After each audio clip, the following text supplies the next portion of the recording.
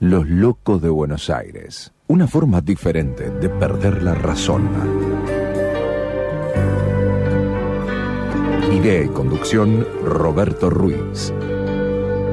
Coordinación, edición y producción, Camilo Ruiz.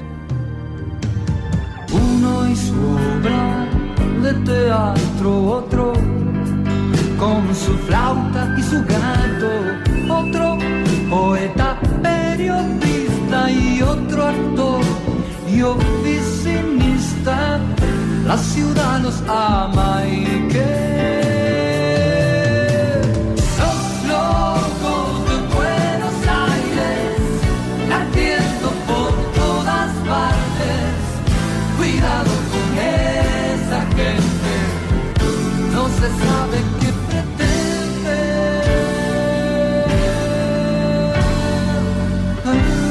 Los locos de Buenos Aires.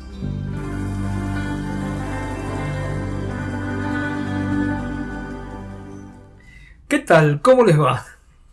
Buenas tardes. Otro miércoles más. 111 días de setentena. Centena, ¿no? Centena. Bueno, qué sé yo. Cuarentena. De que estamos todos encerrados. 111 días. Y parece que algunos más todavía nos quedan. O bastantes más no sé si a todos, pero que esto va a seguir, en algunos lugares va a seguir. Yo quiero agradecer a la gente de la tribu que hace que este programa salga al aire, a Soledad, a Dayana y a Leandro, a Gustavo también, y a Camilo, que es el que me ayuda en esta grabación que la hacemos un rato antes y que después seguramente hablará algo, les recomendará algo de cine. Bueno, yo recién decía que esto por ahí sigue. Sabemos que ya el gobierno de la ciudad está trabajando en protocolos, cómo salir de esto. Se está trabajando en el protocolo de las clases. Pero antes de eso creemos que se van a abrir algunas otras cosas, porque también sabemos que están trabajando en el protocolo para algunos comercios e incluir las peluquerías, ¿no? También se está trabajando en eso, así que todo parece que por lo menos ahora, más allá de lo que pase, de aquellos que somos, que tenemos más de 60 años, tengamos que seguir aislados, y más allá de todo eso, por lo menos ya sabemos que algunas cosas se empezarían a volver a abrir en el día 17, es decir, que acá en la ciudad creemos que el 17 se va a poder empezar a correr de nuevo a la madrugada, o a la noche, y también se van a abrir esos negocios que se cerraron en estos días, porque nada nos hace pensar que la cosa está mucho peor que hace 15 o 20 días atrás, cuando se habían abierto algunos negocios y cuando estaba la posibilidad de correr.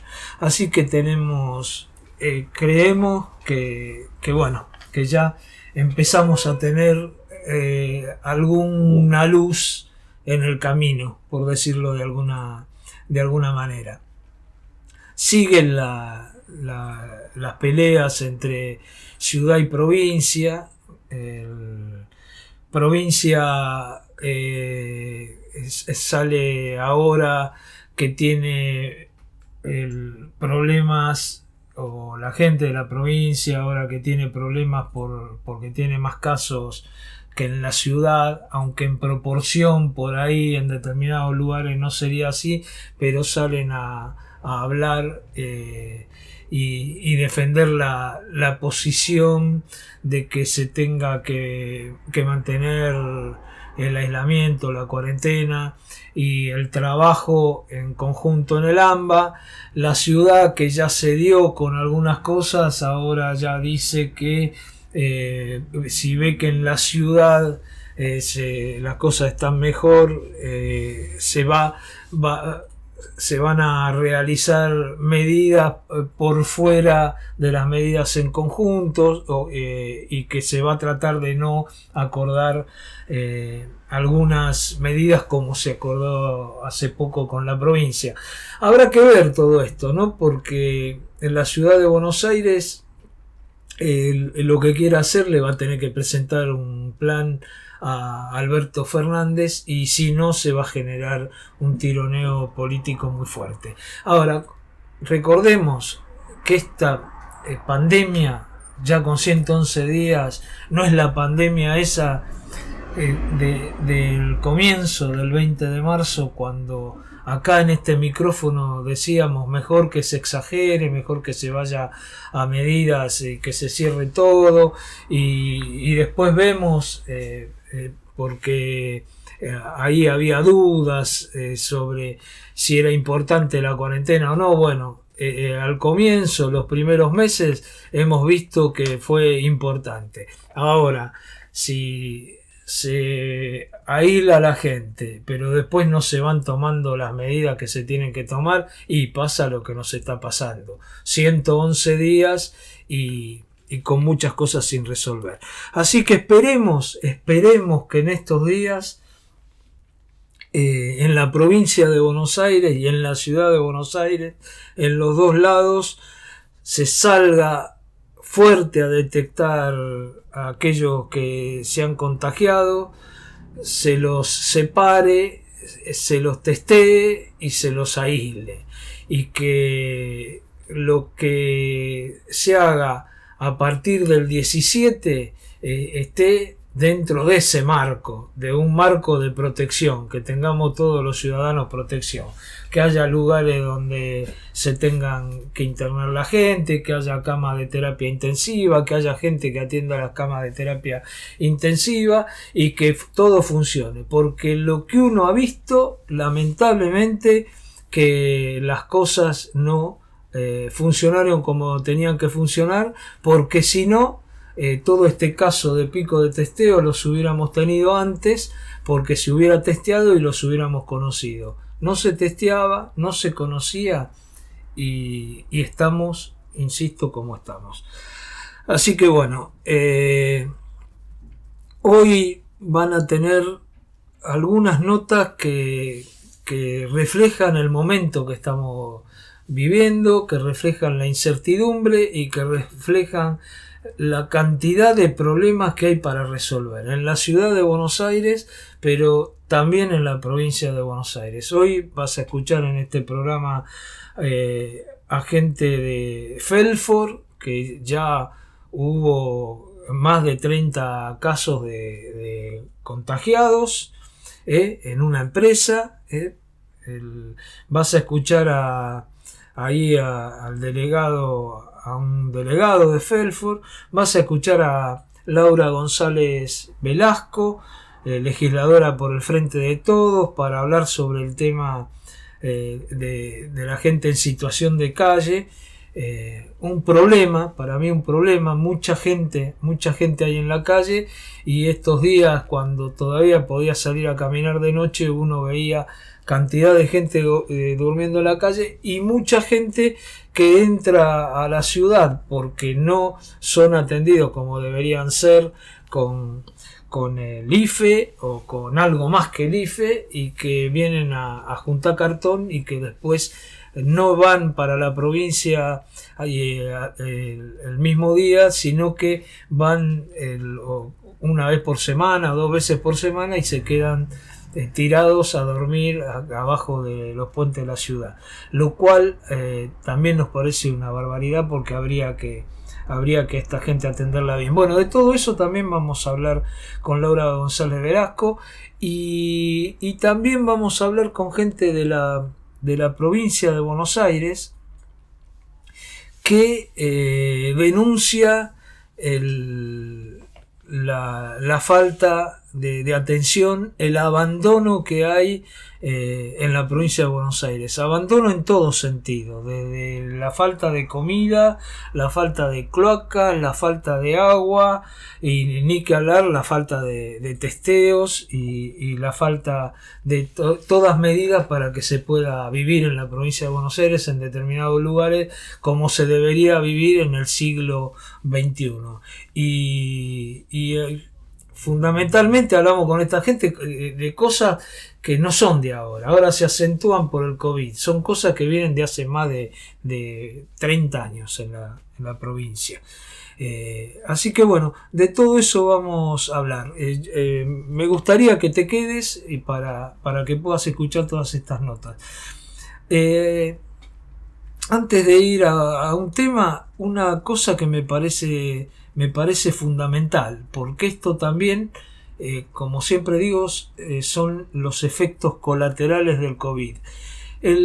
Hay un informe de la línea 144 que corresponde a la ciudad de Buenos Aires, que en el informe dice que se han atendido desde que empezó la cuarentena 19.722 llamadas. 19.722 llamadas por violencia de género. Un 48% más que las que se atendían el año anterior. Una cifra.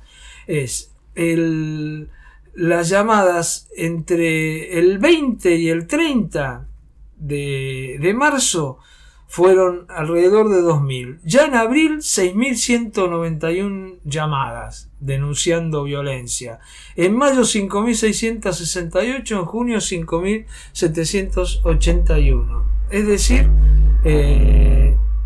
una barbaridad. Y esto tiene que ver también con el momento que estamos atravesando y con los 111 días de gente encerrada, y a veces esa gente encerrada con el agresor, y acá tenemos la violencia solo femenina. Después está también la violencia que existe, que no se denuncia por un tema cultural, al revés, que sabemos que es mucho menor, la violencia de la mujer hacia el hombre, pero la que tampoco se denuncia es la violencia a los adultos mayores, que también existe. Así que me parece que es un tema que nos debería preocupar a todos y que el gobierno de la ciudad se tendría que estar ocupando más, y el gobierno nacional, más allá de todo lo que se anuncia, se tendría también que ocupar más. Yo les voy a pasar, de paso, si lo quieren algunos oyentes, el gobierno de la ciudad tiene una app que es Boti y que es un WhatsApp también, que es el 155 05 00 147. 155 05 00147. Ahí se pueden hacer denuncias que después las desvían al 144. Y el gobierno de la ciudad también tiene 2 casas de medio camino con 154 plazas, de las cuales están ocupadas solo el 62%. Así que ahí hay un margen para, si alguna persona sufre violencia, se puede comunicar, y si quiere salir de la casa puede ir a estas casas de medio camino. Según UTE y otras organizaciones sociales, el gobierno de la ciudad de Buenos Aires no está garantizando la conectividad de alumnos y docentes, es decir, no está garantizando que tengan las computadoras. Hicieron una presentación judicial hace un tiempo, en el mes de mayo, y el juez Roberto Gallardo, había decidido que intimarlo al gobierno, una vez que se conociera que no había cumplido y con la conectividad, intimarlo. Le dio en un momento unos días para que realice la conectividad, 5 días en su momento, pero el gobierno de la ciudad lo recusó al juez Gallardo. Volvieron a la Cámara volvió a decir de que tenía que cumplir el gobierno y darle conectividad a los alumnos y a los docentes, pero bueno, terminó de nuevamente recusándolo el gobierno de la ciudad, y hay acá una pelea judicial. Lo que yo pude averiguar de todo esto, bueno, según Alicia García Tuñón, vamos a escucharla ahora, el 40% de los chicos no tiene conectividad. Y según el gobierno, el 93% tiene conectividad. Escuchémosla y después les digo qué es lo que pude averiguar. Ayer volvimos a tener la noticia de que el gobierno de la ciudad apeló el fallo del juez Gallardo para que no se otorguen computadoras y que haya internet, sobre todo para las poblaciones más vulneradas. A comienzo de mayo, un grupo de organizaciones, ONG, sindicatos docentes, el Observatorio por la Ciudad y otras organizaciones y legisladores de la oposición presentaron un amparo para que puedan distribuir computadoras y que haya internet libre, sobre todo en los barrios más vulnerados. La verdad es que desde que se suspendieron las clases presenciales y comenzaron las clases por internet, la brecha digital y la desigualdad se fue profundizando. Hay cerca de 40% y en algunos barrios sube mucho más de chicos y también de docentes que no tienen computadoras para poder conectarse y poder seguir garantizando el derecho a la educación. Entonces, el primer fallo del juez Gallardo era que el gobierno de la ciudad tenía 5 días para distribuir sobre todo computadoras, tablet o netbooks, y también para habilitar internet gratis. Como pasó el tiempo, este fallo había salido el 6 o el 7 de junio, hace unos días el juez abrió un registro en virtud de que el gobierno de la ciudad había incumplido con lo que él había fallado, abrió un registro judicial para estudiantes con necesidades informáticas no satisfechas, para que después lo iban a tramitar con el ministerio para que se les otorgara esto. Entonces el juez, una vez más, el gobierno de la ciudad abusa de su poder, nos tiene acostumbrados a esto, y si realmente fuera verdad, como dijo Rodríguez Larreta, que el 93% de los estudiantes estaban conectados, no tendría por qué apelar este fallo, porque no implicaría más que distribuir a ese 7% de la población que dijo Larreta que no estaban conectados. Esto demuestra que esto es falso y que son muchas las familias, los estudiantes que no tienen acceso a la educación hoy porque no tienen las herramientas tecnológicas para hacerlo. Ante esta apelación y recusación del juez, de todas maneras sigue vigente la posibilidad de enviar un mail al juzgado de lo contencioso y administrativo 2 para hacer ese registro. Lo único que ahora, en virtud de esta recusación, los jueces de la Cámara derivaron a otro juzgado la causa. Bueno, yo pude averiguar en algunos lugares que primero es cierto que hay cantidad de chicos que no tienen conectividad. También es cierto que últimamente se han empezado a entregar en algunas escuelas, sobre todo en barrios vulnerables, porque la orden judicial decía que tienen que proveer a los chicos que tienen necesidades informáticas no satisfechas, y sobre todo en los lugares más vulnerables. Insisto, se pudo, algo se empezó a entregar, pero la realidad es que a muchos chicos les faltan las computadoras, y a los que no les faltan las computadoras también pasa que los padres no tienen internet, no tienen wifi. Entonces también parte de la conectividad es que el gobierno ponga internet gratis en los lugares más vulnerables, ¿no? Ese sería otro de los temas, sobre todo en aquellos barrios, qué sé yo, por ahí en la Villa 31, en la 21, en todos esos barrios. Creo que no es tan difícil que el gobierno ponga internet para todos. Así que bueno, sigue la batalla judicial.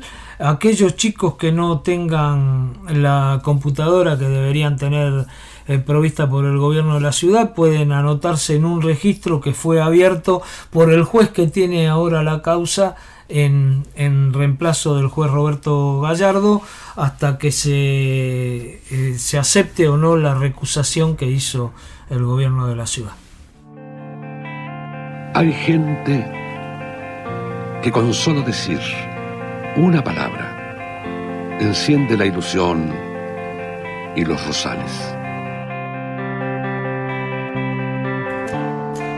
Los locos de Buenos Aires.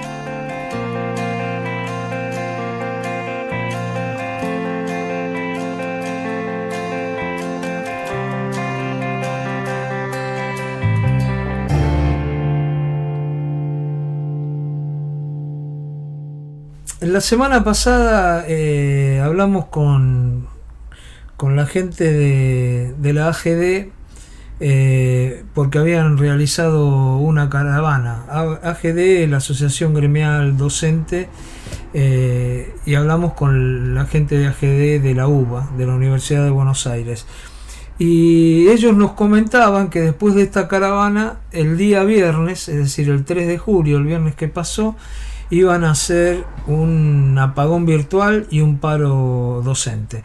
Se realizó el apagón virtual, se realizó el paro docente, y nosotros tenemos el testimonio de Santiago Gándara, que es el secretario general de la Asociación Gremial Docente de la UBA de Sociales, que contó cuáles eran todos los reclamos a nivel nacional y específicamente a nivel de la Universidad de Buenos Aires. Estamos en un apagón virtual en la Universidad de Buenos Aires, resuelto por la Asamblea de la GDUBA y en las universidades nacionales que se nuclean en la CONADO histórica.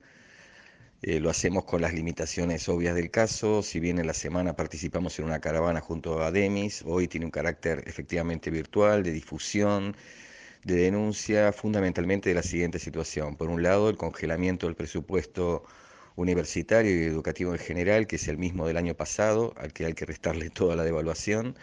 La situación paritaria, que no tiene ningún viso de ser convocada por parte del gobierno. La amenaza muy concreta al conjunto de las universidades y al conjunto de los trabajadores del aguinaldo en cuota, y particularmente en la UBA, ante la negativa del rectorado de convocar al comité de crisis. La necesidad de un comité de crisis tiene que ver con poder llevar ahí nuestros planteos para frenar todo lo que tiene que ver con la sobrecarga laboral, con la embestida general que hemos sufrido los docentes en este teletrabajo impuesto y forzado por las autoridades. Esto decía Santiago Gándara, y bueno, el tema que él resalta después de todas las exigencias que hay, aguinaldo, apertura paritaria, etcétera, etcétera, es el tema de que el rectorado convoque al comité de crisis, a lo cual se viene negando. Si uno recorre la ciudad de Buenos Aires en estos días, ¿no? Días que es más difícil salir, pero aquellos que tenemos la suerte que podemos salir, lo que estamos viendo últimamente es cantidad de gente en situación de calles. En el día de ayer, un juez que el 5 de junio había ordenado que se les hiciera test y que se cumplieran algunos protocolos con la gente que está en situación de calle y sobre todo los adultos mayores, decretó que el gobierno de la ciudad no había cumplido con esto que le había intimado. Nosotros, para hablar sobre este tema, estamos comunicados con alguien que siempre trabajó sobre este tema. Es Laura González Velasco, actualmente legisladora del Frente de Todos. ¿Qué tal, Laura? ¿Cómo estás? ¿Qué tal? ¿Cómo estás vos, Roberto? ¿Qué tal? Tanto tiempo. Un gusto poder hablar con vos, ¿eh? Para mí también, siempre un gusto hablar con ustedes. Bueno, sabemos que estás muy ocupada, así que vamos a tratar de hacer la nota lo más breve que podamos. Laura, ustedes formaron parte del relevamiento que se hizo y para presentar el amparo, ¿no? Sí, así es. En algún momento, bueno, fuimos parte de los 2 censos populares que se llevaron adelante. El último de ellos dio una cifra alarmante en la ciudad de más de 7.200 personas en situación de calle. Y bueno, a su vez, como legisladora porteña, ahora ni bien inició la pandemia, junto a otras legisladoras, legisladores, presenté un proyecto para declarar la emergencia y que se pueda llevar adelante con presupuesto las políticas públicas adecuadas para dar cumplimiento a la ley 3.706 en relación con las personas en situación de calle, la protección de derechos y de también quienes están en riesgo de calle, porque por supuesto en el marco de una emergencia sanitaria como esta, donde decimos quédate en casa, es más que obvio que las personas que están en situación de calle no se pueden proteger, no tienen un hogar, no tienen los elementos de higiene. Se han abierto los operativos fríos, ampliando con polideportivos los dispositivos que hay en la ciudad para personas en situación de calle, pero solamente se está alojando hoy a menos de la mitad de la población que está en calle, e inclusive hemos tenido situaciones de contagios masivos como el Parador de Retiro, ante lo cual yo presenté, más allá de la acción como legisladora, presentar proyectos, lamentablemente no los pone en tratamiento la ciudad, entonces presenté también una medida cautelar en relación con un amparo que ya había iniciado el año pasado, en relación con los dispositivos, a partir de lo que fue el contagio masivo en Retiro, ¿no? Y bueno, por suerte, esa medida cautelar, el juez, lo que está planteando es que hay un la tomó, y lo que está planteando es que hay un incumplimiento de la Ciudad de Buenos Aires a esa medida dictada el 5 de junio, está poniendo un plazo de 5 días para que se cumpla con varias medidas que había recomendado, y de 10 días para algunas otras, y si no, directamente va a iniciar una multa en la persona del jefe de gabinete del gobierno de la ciudad. Laura, yo lo que decía al comienzo es que yo veo mucha más gente. ¿Hubo otro relevamiento de que vos decís de 7.200, que eso fue hace ya un año más o menos, ¿no? O por ahí. Sí, porque se ve más gente. Sí, en verdad no se volvió a hacer otro relevamiento, pero bueno, sí se estima que ha habido un aumento porque la situación económica es difícil, entonces, y máxime en esta circunstancia donde había personas que de pronto tenían changas, como cuidar autos, como cartoneo, ¿no? Y todo eso, por supuesto que también se complica en este momento con el aislamiento social. La verdad es que lo que está planteando el juez en este caso es que, por una parte, se resuelva lo que es la asistencia a las personas que están en calle, pero también que los dispositivos funcionen con los protocolos que corresponde, que haya el personal adecuado, que haya equipos de protección y de higiene, que también se haga la vacunación contra la gripe, para las personas que están en los dispositivos y también en calle efectiva, es decir, todas medidas que tienen que ver con la protección de una población que está en extremo vulnerable, porque además estamos hablando de gente que tiene, como se ha relevado en el censo popular, un enorme porcentaje de enfermedades preexistentes que la ponen en mayor riesgo, aunque no lo esté desde el punto de vista etario. Vos sabés, Laura, que unos de los exceptuados al comienzo de la pandemia, y que hoy siguen exceptuados, son justamente los cartoneros, ¿no? Aquella gente que recicla. Y en general los cartoneros viven en la provincia, y ahora por la situación que se da, yo lo que veo acá en mi barrio y en otros barrios también, que se quedan a a dormir acá, ¿no hubiera sido mejor que en vez de negociar para que los cartoneros sean exceptuados, haberles dado un buen ingreso? Digamos que el gobierno nacional, en vez de darle un plan de 8.000 y pico pesos, darle un ingreso de 30, 40.000 pesos y evitar que anden, que se queden acá en la ciudad y que después vayan a su provincia y que aparte puedan trasladar el virus, ¿no? ¿No evaluaron esto? Mira, yo sé que en el caso de los cartoneros, bueno, hay muchos de ellos que están más organizados como recicladores urbanos, en cooperativas. Está, bueno, el Movimiento de Trabajadores Excluidos, el MTE, que específicamente tiene una política gremial en el abordaje de lo que ha, como vos bien decías, digamos, que ha surgido como una forma de economía popular, pero que de hecho resuelve muchísimo de lo que es el reciclado en la ciudad de Buenos Aires y en el conurbano, ¿cierto? Pero que bueno, que nunca ha tenido políticas públicas que realmente le den un apoyo en la necesidad que tiene esta tarea que se realiza.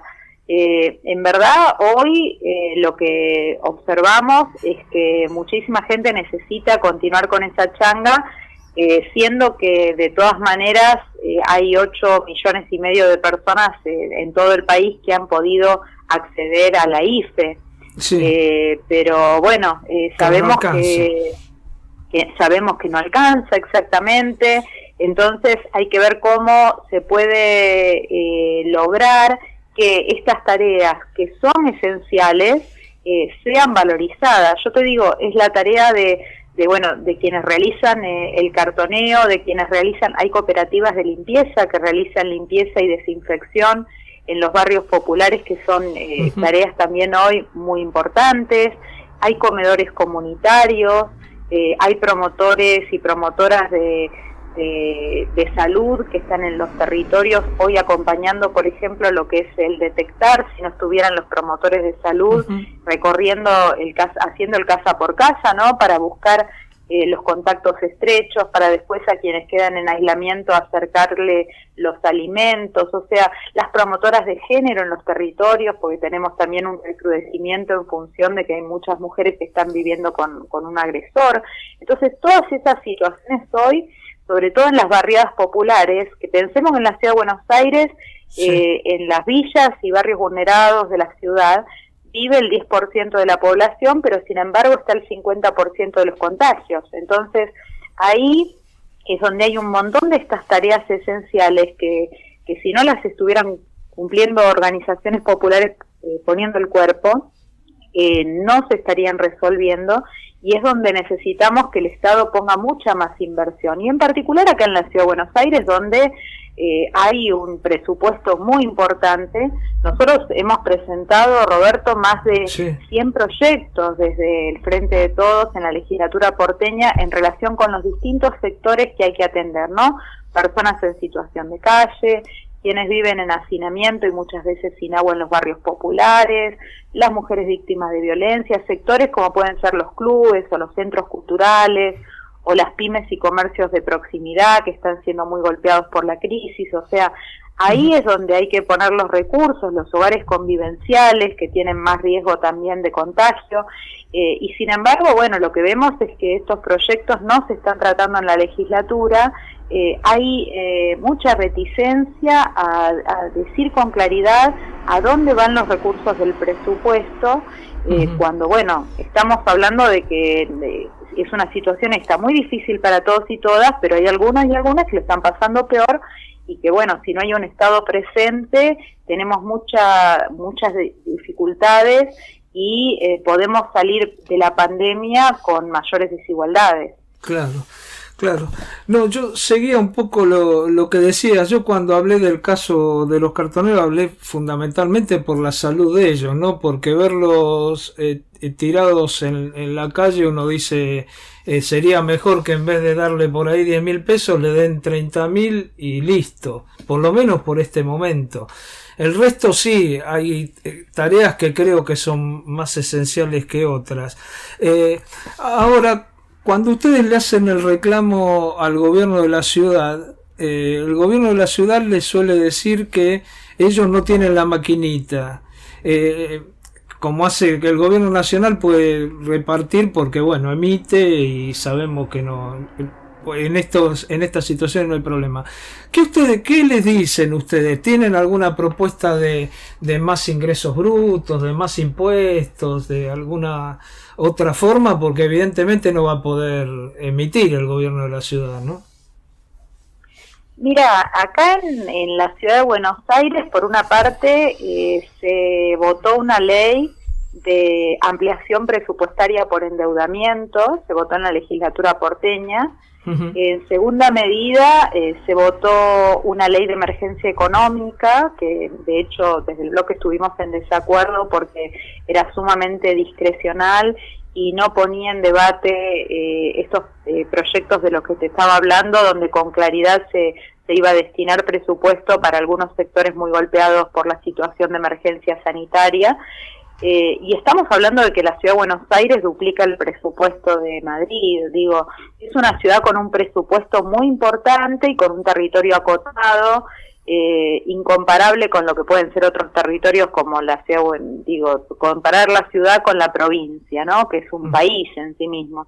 Entonces, la verdad es que en la ciudad de Buenos Aires tenemos otras condiciones presupuestarias en relación con otros lugares del país.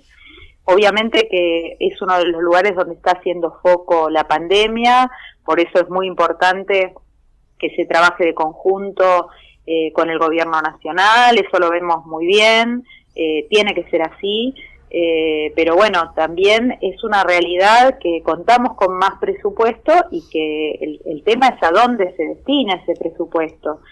Hay algunas cuestiones que hay que dejar de lado, que tienen que ver con la propaganda, que tienen que ver con gastos que hoy no deberían ser aquellos que tengan la prioridad. Claro. Y bueno, sin duda que tienen que ser los hospitales, los CESAC, y el conjunto de los sectores más golpeados por la crisis, aquellos que tienen que tener hoy el foco de las políticas públicas. Está muy claro, Laura.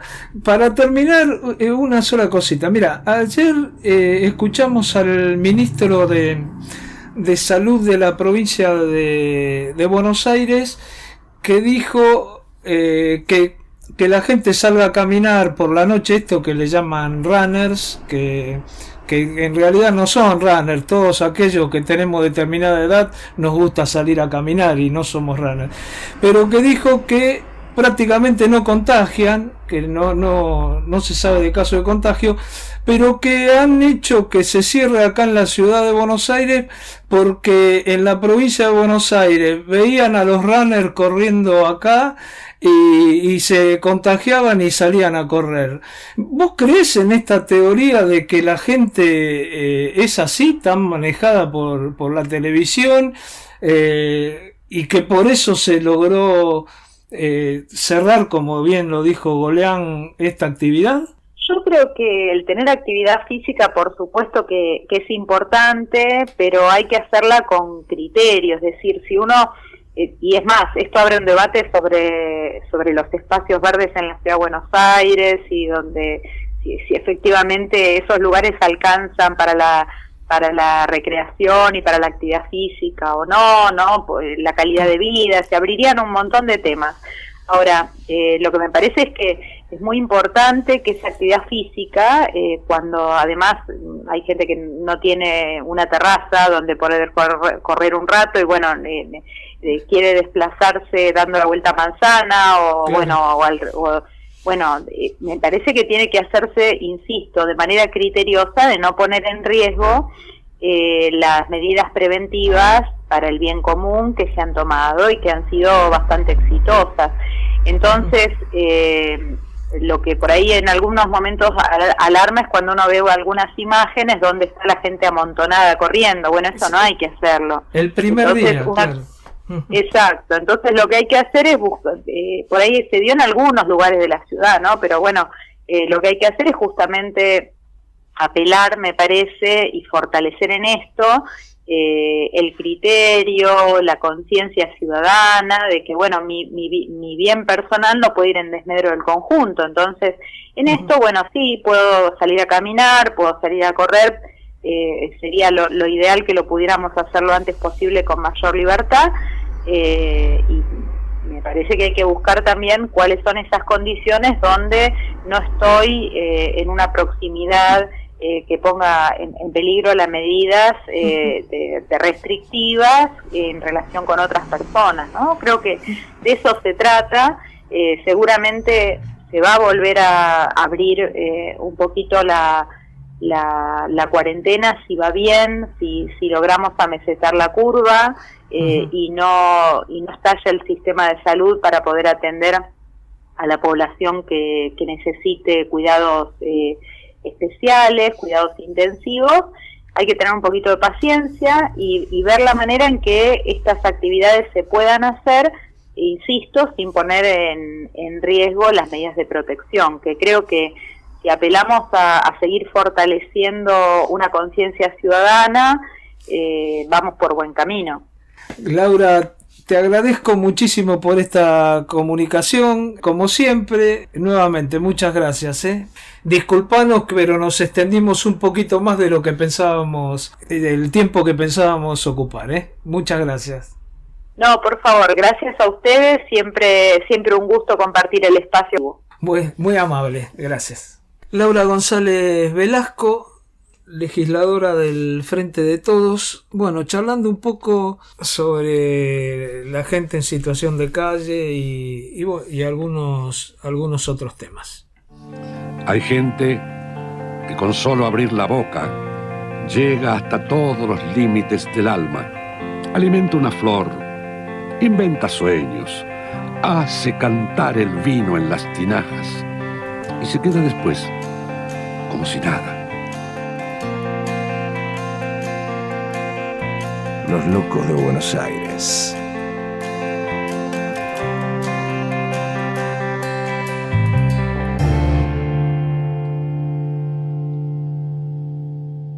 En los últimos días nos enteramos que en varias fábricas, sobre todo originalmente de la provincia de Buenos Aires, había casos de COVID, ¿no? De coronavirus. Y ahora resulta que la cosa no solo pasa en las fábricas de la provincia de Buenos Aires, como fue en Mondelez, en Bridgestone y en otros lugares, sino que también acá, en la ciudad de Buenos Aires, acá nomás, acá en Almagro, en la fábrica Felfor se han detectado 33 casos de coronavirus. Por eso estamos comunicados con Rodolfo Vidal, que es delegado de Felfor. ¿Cómo te va, Rodolfo? ¿Cómo estás? ¿Qué tal? Buenas tardes. ¿Bien, ustedes? Bien. ¿Qué tal? Tanto tiempo. Alguna otra vez habíamos hablado con vos. Es más, has venido a la radio, ¿no? Exactamente. Soy vecino de ustedes y he estado en su radio, con mucho gusto. Sí. Hoy me es imposible porque estoy cumpliendo un aislamiento por contacto directo, pero no va a faltar oportunidad que vuelva. Y no va a faltar oportunidad en que te invitemos. Bueno, te agradecemos mucho por habernos atendido. ¿Qué está pasando en Felfor? Bueno, corrijo el número. Hoy por hoy tenemos 43 casos positivos. Ajá. Y sí, 43 al día de hoy actualizados y una veintena de gente esperando el hisopado con síntomas. Y lo más grave de esta situación es que la fábrica sigue trabajando, sigue las puertas abiertas, ha tomado gente por agencia, sí, ha hecho un simulacro de estudio de análisis de sangre que no sirve para nada, del cual yo fui partícipe junto con mi señora, y mi señora le dio negativo ese estudio y después se hizo un hisopado y le dio positivo. Ajá. O sea que ese estudio de sangre que han hecho para salir del paso no le sirve ni a ellos ni a nadie, porque hoy por hoy en fábrica tiene gente trabajando que ha estado en contacto con COVID positivos y le siguen permitiendo el ingreso, jefes, gente de producción que están trabajando hoy por hoy, así que esto es un nunca acabar. Ajá. Nosotros concretamente lo que le hemos pedido desde que apareció el primer caso de coronavirus el 22 de junio, para cortar con todo esto, porque esto ya era una crónica anunciada, le pedimos 14 días de cuarentena para todos e hisopado para todos, para todos los compañeros que quedamos, que no quedábamos muchos, porque en realidad la dotación de la empresa serán 450 personas, pero sacando a la gente mayor de 60, grupos de riesgo, padres y madres al cuidado de sus hijos, habíamos quedado con toda la furia 250 personas. Ajá. Y de las cuales tenemos ese número de contagiados. Así que fíjate qué porcentaje altísimo que tenemos, porque la empresa lamentablemente nunca hizo nada para evitar los contagios. La verdad que lo poco que hizo, lo hizo bajo presión, con medidas de fuerza, con paros, ya sea desde la provisión de máscaras hasta alcohol en gel, hasta una pistola para detectar la temperatura en la puerta de entrada, todo bajo presión. La gente licenciada también se fue con amenaza de que íbamos a cortar la calle porque si no, no la dejaban ir. Testeos, jamás hicieron un hisopado a nadie, jamás. O sea, todos los hisopados que se hizo la gente hasta ahora y los casos positivos que fueron saliendo a la luz es por testeos propios que se hizo la gente por sus obras sociales. La empresa nunca invirtió un peso en su personal. Ahora, Rodolfo, ¿qué es lo que dice la empresa? ¿Por qué esta actitud cuando, bueno, sabemos el momento crítico que estamos atravesando en lo que tiene que ver con la pandemia, ¿no? Y porque, como siempre, priorizó la producción, como siempre. Ajá. Todos los reclamos que se le han hecho, todas las cosas que se han conquistado en Felford desde los 12 años que yo estoy en la comisión, fueron todas bajo presión, todas. No se les cayó nada a favor de la gente. Cualquier cosa que le pedimos nosotros, que sabemos que corresponde, te dicen reclamen, y nosotros reclamamos, obviamente, pero en este caso tenemos el agravante de que está en juego la salud y la vida de la gente. Claro. Y la actitud de la empresa fue la misma. Hemos convocado al sindicato para que acompañe el reclamo de hisopados para todos, no lo hizo. ¿No? Le dijimos al sindicato que acompañe cuarentena, aunque sea una semana, le dijimos. Una semana que pare en la fábrica, que el sindicato acompañe, tampoco, no, porque el famoso protocolo que hace que hoy tengamos 43 compañeros con COVID positivo. Yo pregunto, sin ánimo de recargarle las pilas a nadie, si un país tiene muchos contagiados es porque no hizo las cosas bien. Claro. Si una fábrica tiene muchos contagiados, evidentemente en algo se equivocó.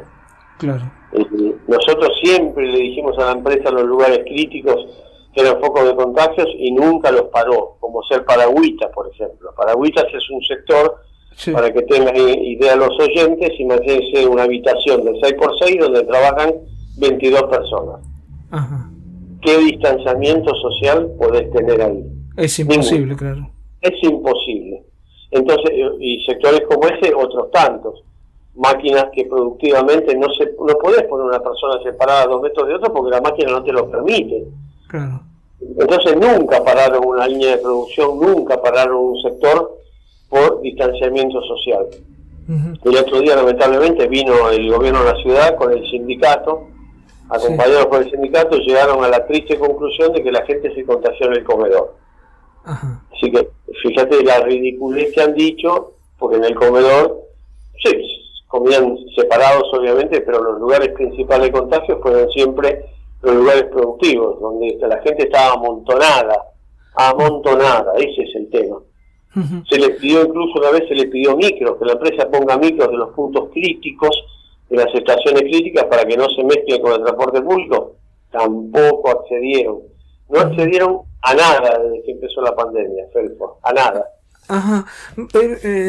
Rodolfo, bueno, lo que vos estás contando es muy grave, porque a su vez estos casos después se reflejan en todo lo que está pasando en la ciudad y en lo que pasa en el país. El Ministerio de Trabajo, ¿ustedes han hecho alguna gestión? Porque creo que también correspondería que el Ministerio de Trabajo tome alguna medida, ¿o no? ¿Cómo es esto?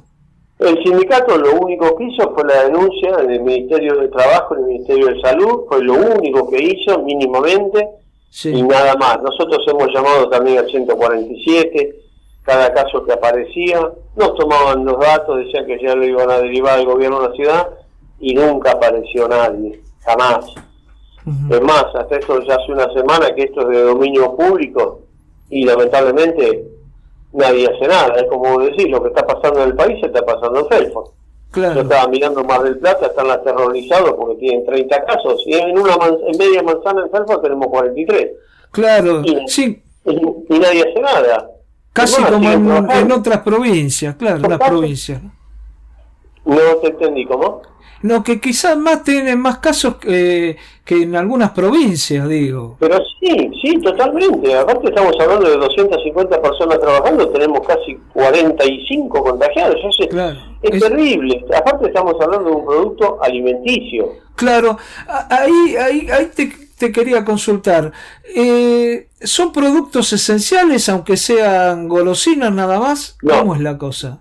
No, esto de un primer momento el sindicato transó con las empresas y con el gobierno para garantizarles que no iban a faltar golosinas en todo el país. Fue el primer comunicado que sacó el sindicato nuestro. Ajá. Tuvo el repudio de toda la alimentación lo repudió, entonces quisieron reacomodarse y le dijeron al gobierno que determinen ellos qué empresas podían ser no esenciales. El gobierno le dijo, yo quiero golosinas en todo el país. Listo. Cerraron, se vinieron con la valijita al sindicato y todo el mundo a trabajar. Ajá. Y después no hicieron más nada. No recorrieron fábricas, no miraron cómo se estaba trabajando, nada. El tema era garantizar que todas trabajen. Y es increíble, porque vos decís en Pascua, salimos en Pascuas al aire también, en muchos medios diciendo, están haciendo huevitos. Bueno, pasaron los huevitos, ¿y ahora qué estamos haciendo? Bombones. ¿Para qué? Claro, ¿Para qué? huit, claro. ¿Para qué? Como nosotros hay miles de trabajadores en todo el país, miles de trabajadores en la calle haciendo golosinas. Y el gobierno, ¿dónde está? Dice cuarentena para todos, si no necesitas quedarte en tu casa. Nosotros estamos viajando y todo para hacer golosinas. Claro. ¿Cuál es la esencialidad de la golosina? Hasta ahora no la entendí nunca. Está claro, Rodolfo. Sí, vos sabés que a nosotros también nos llegó comunicados de la Comisión Interna de Mondelez, que también hace golosinas y también tienen problemas, han tenido varios casos también de COVID. Y lamentablemente ayer, o ya se me mezclan los días, no quiero equivocarme, falleció un compañero de Alijor. Sí, también Un compañero conocemos. de 58 años, Ramón Frías. Sí, también hay. Ahora, Rodolfo, ¿qué piensan hacer ustedes? ¿Cómo sigue esto? Bueno, nosotros hoy por hoy la comisión interna está prácticamente aislada porque tuvimos contacto directo con todos. Nosotros sí nos llamamos al aislamiento para evitar contagios y después, cuando retomemos las tareas, y bueno, hisopado para todo el mundo. No podemos dejar que sigan metiendo gente en la fábrica que no se sabe qué estado de salud tiene, no se sabe. Y hay personas mayores de 60 años que estaban licenciadas que las dejaron volver a trabajar. ¿Para qué? ¿Para qué? El otro día anteayer sacaron una encargada que se había hecho el hisopado y la dejaron entrar. Hasta que le dieron el resultado del hisopado la dejaron entrar a trabajar. Y resulta que era positiva. Claro. Y estuvo trabajando mezclado con la gente pobre, gente de agencia que no sabe dónde va, mezclado con toda la gente de agencia. O sea que están haciendo un desastre en la fábrica, están haciendo un desastre. Es una cadena sin fin de contagios, Felford, hoy por hoy. Está claro. Rodolfo, bueno, entonces esperemos ahora que ustedes salgan del aislamiento y que puedan retomar y ver si se pueden llevar medidas para que la empresa haga lo que tiene que hacer, es decir, controlar que no se siga propagando el virus, ¿no? Exactamente, sí, le pedimos cortar con la cadena de contagio, parar un tiempo y después hisopado para todos. Está muy claro. Yo te agradezco mucho por esta comunicación, Rodolfo. No, gracias a ustedes, muy amables. Te mando un abrazo grande, bueno, y esperemos primero que toda la gente que está contagiada que se cure y después que puedan tomar las medidas necesarias, que la empresa tome las medidas necesarias para que pare este virus ahí en Felford. Gracias, muy amable. Bueno, gracias a ustedes, un abrazo grande. Abrazo grande. Hasta luego. Hablábamos con Rodolfo Vidal, delegado de Alicia Felipe Ford, Sociedad Anónima Felford. Lo que contaba realmente muy preocupante, está hablando de más de 40 casos. ¿Se dan cuenta la gravedad de esto? Tienen más casos de COVID que muchas de las provincias argentinas. Y no toma medidas la empresa, no toma medidas el gobierno nacional a través del Ministerio de Trabajo, no hay medidas por parte del gobierno de la ciudad, y están acá nomás, están en Díaz Vélez y Gascón, pleno Almagro. Los locos de Buenos Aires. Una forma diferente de perder la razón. Están denunciando el abandono que existe en los barrios populares de la provincia de Buenos Aires.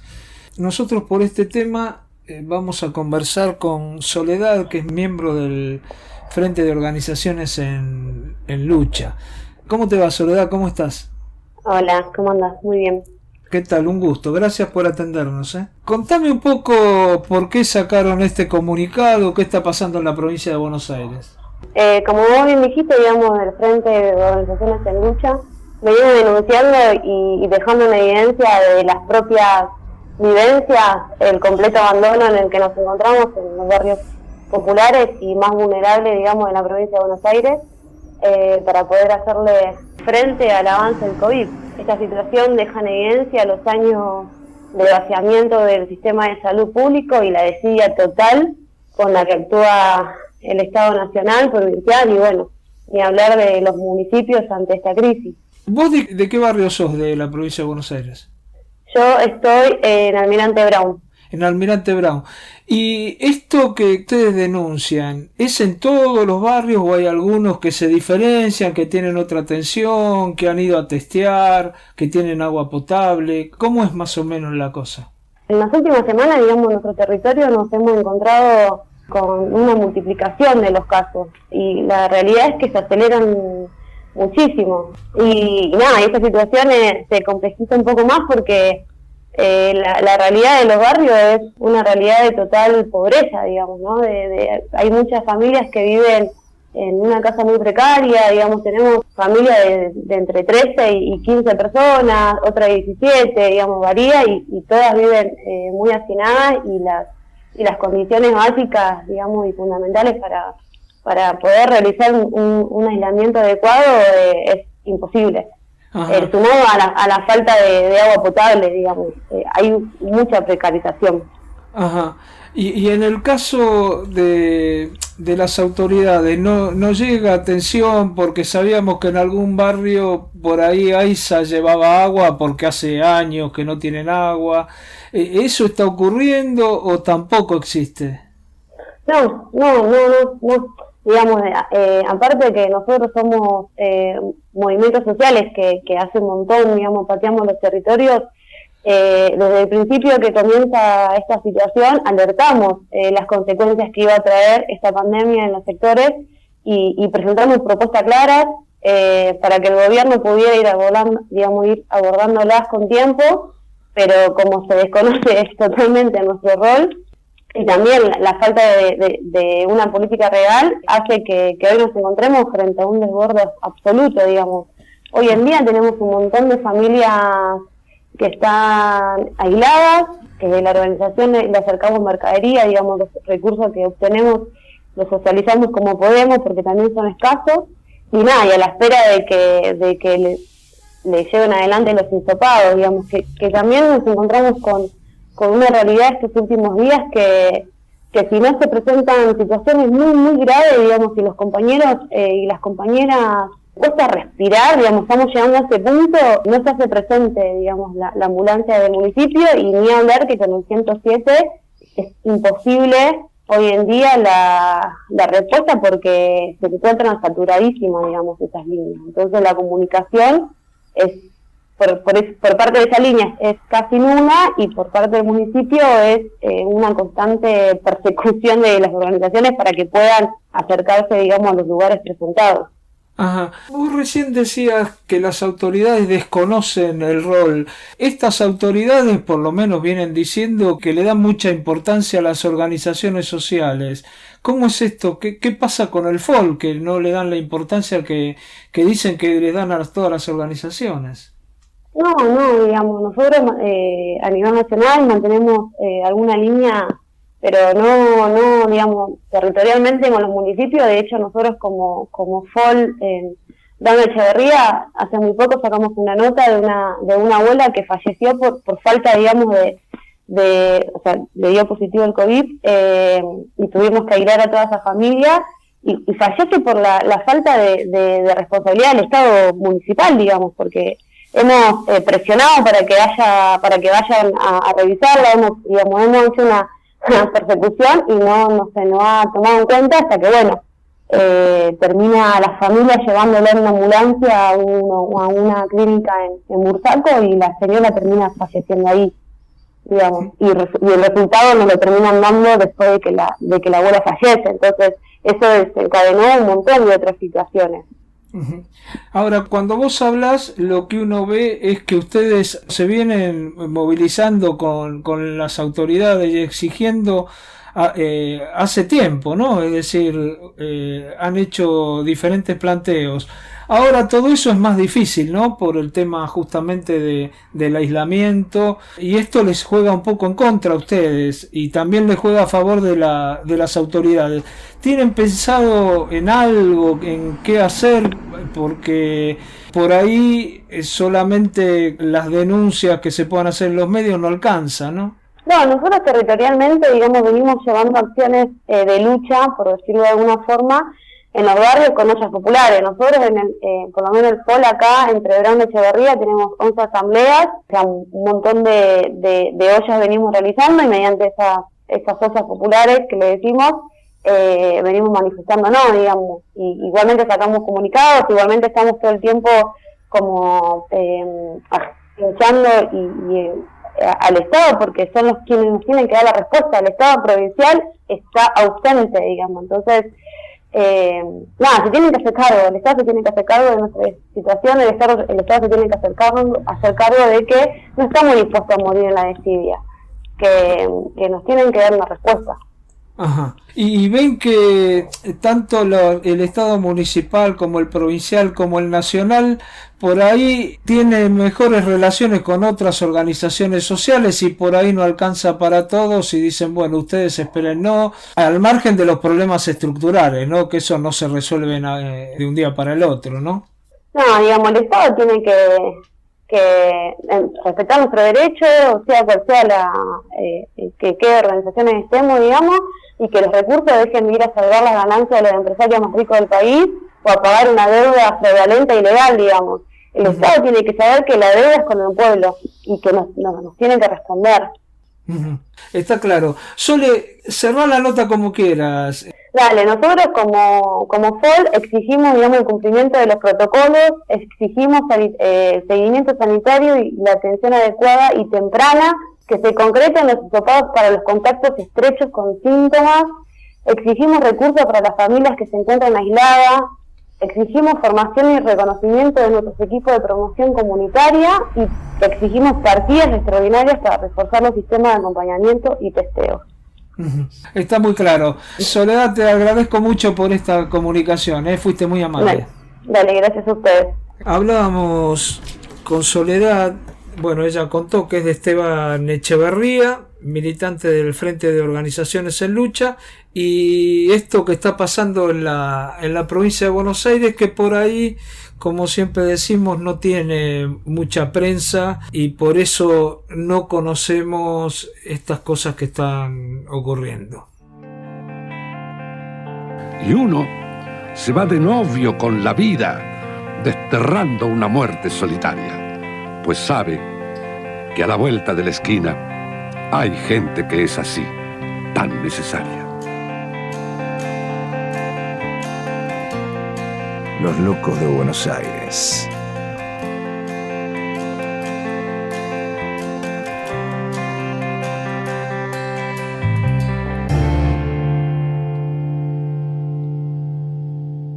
Se terminó el programa. Espero que lo hayas disfrutado. Tuvimos de todo en este programa. Chao. Hasta la semana que viene.